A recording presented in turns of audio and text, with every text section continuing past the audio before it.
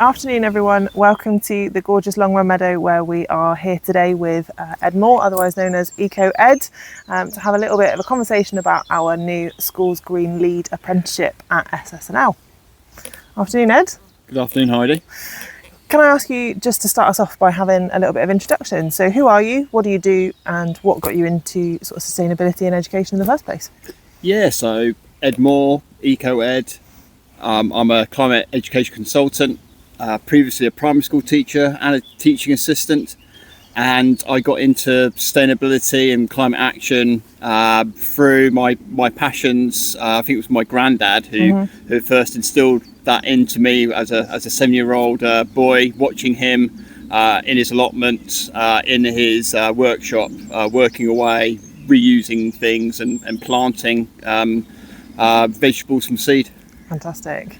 That's great. A handed down passion then. Yeah, definitely, yeah. Okay, so when you think about sustainability and climate action in schools at the moment, 2026, lots of talk in the news, etc. What strikes you as the most important right now?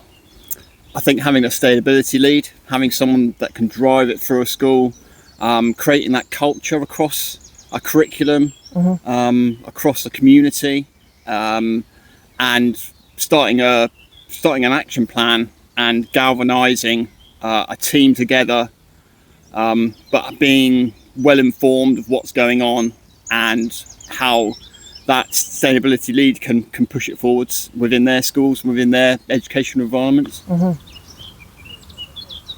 What does good sustainability, good climate action look like in a school? I think you've got somebody leading, you've got somebody really passionate and well knowledgeable within that role. They might have been having a bit of training, or they're just learning on the job of what they're doing. They're creating a team around them, so they're not the only person on their own leading it, but they've got a team of support. And then they're encouraging young people and children to lead on climate action within their school. They're encouraging them and making them really passionate about our planet and leading on many different projects within a school to start reducing the emissions across their school environment and their operational side as well. Absolutely, and you've touched there on sort of the pupils and the young people leading. What difference have you seen it make to young people when they've engaged with climate action and things like this? Oh, huge. Their whole well-being, I think, has improved their behaviour. They've learned amazing skills, teamwork, leadership, stood up in front of rooms full of businesses and people to talk, and that whole speaking side, and having confidence in themselves to be able to get up and do that as well.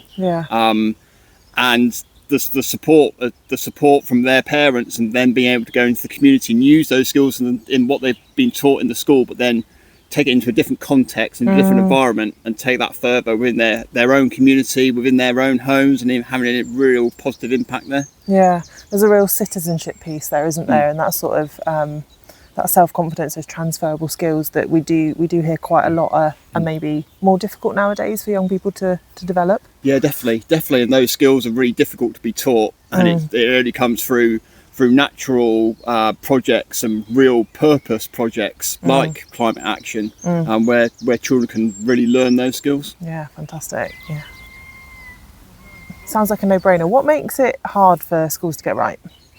I think training. I think whether you're a teaching assistant or a teacher and you're the sustainability lead, lots of teachers and teaching assistants just do not know what to do. They don't know how to go about implementing climate action, climate education within their school, and they find that really difficult. I think time as well. Obviously the time of the school, there's so much squeezed into a day. People, staff find it really difficult to get it in there. And also funding's really tight at the moment. There isn't much funding around. Schools want to do this, but with all those three things, schools just find it really tricky to implement. Yeah, there's a lot of barriers, isn't there? I think the time thing is something that we hear a lot back from the schools that we're talking to, and we'll talk a little bit later, but that's part of the reason that we've designed this to be led by a teaching assistant as opposed to maybe a teacher who's got quite a big remit already. So there's some opportunities there with this one. We know that from the DFE there's now an expectation for schools to have a sustainability lead and a climate action plan. What does that mean in practice for lead?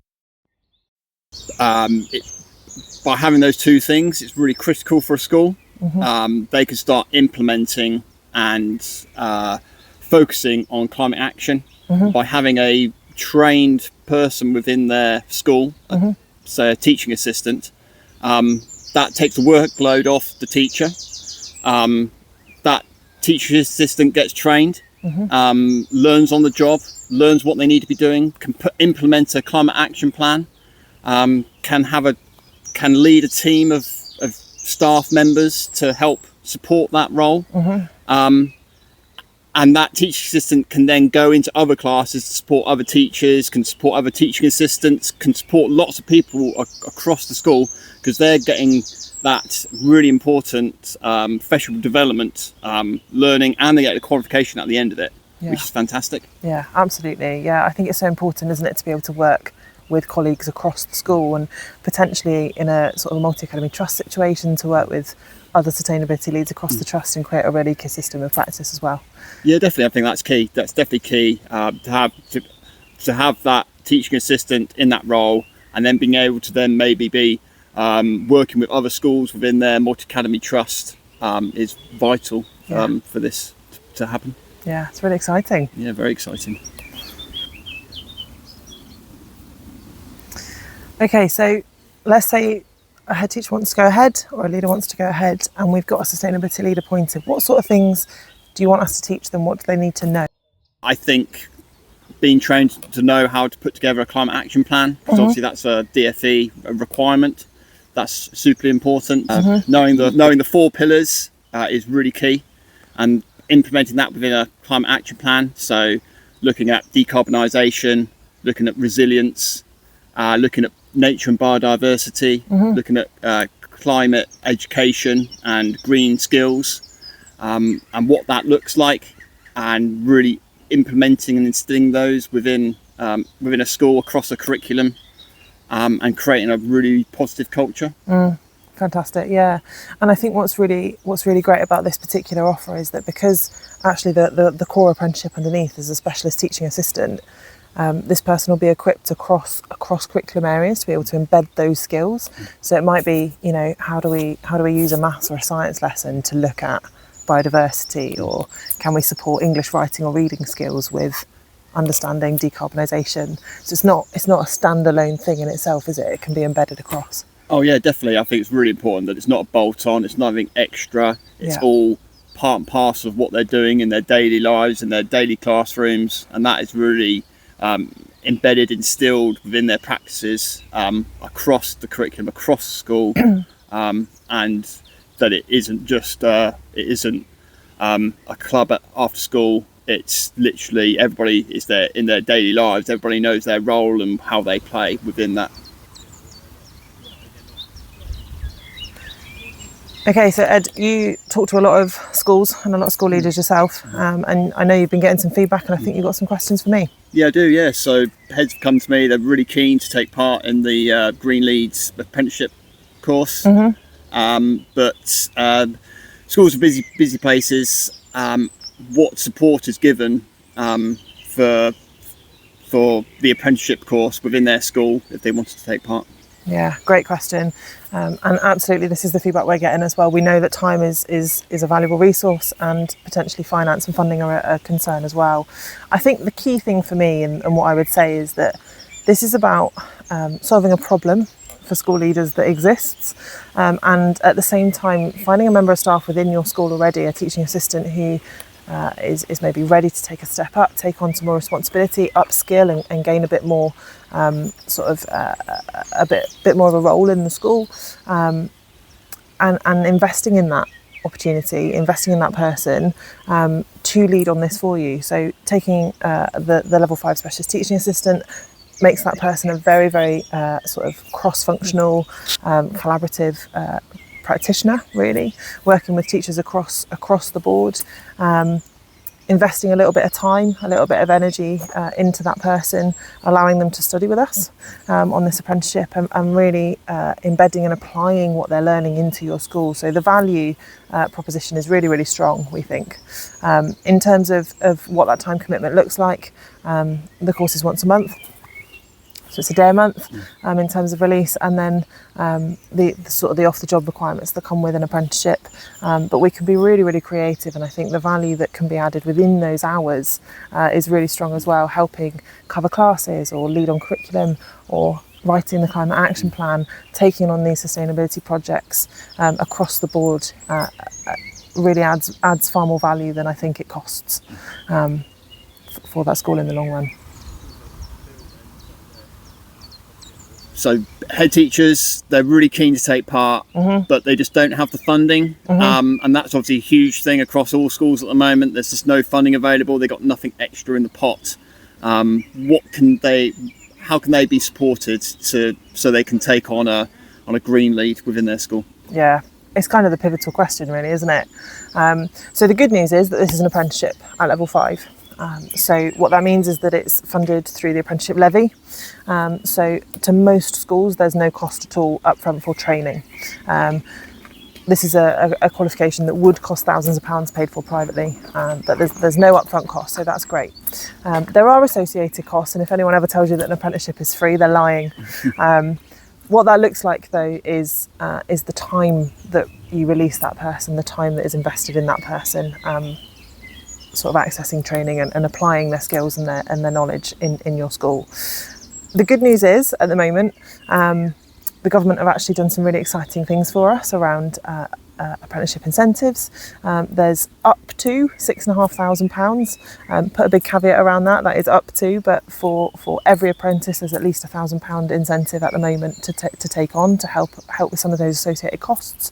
And then there's also things like national insurance relief for younger apprentices, and sort of accommodations around how we can support there. For us specifically at SS&L, we've got a full wraparound support sort of service, as it were, for learners. So if there's learning additional needs, if there are specific sort of access requirements, things like that, we do that.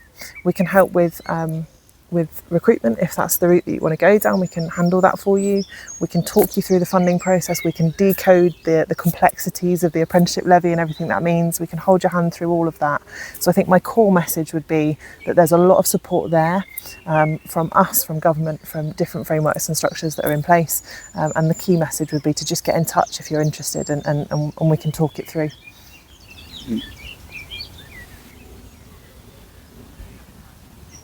Ed, that's so great. Thank you for all of that insight.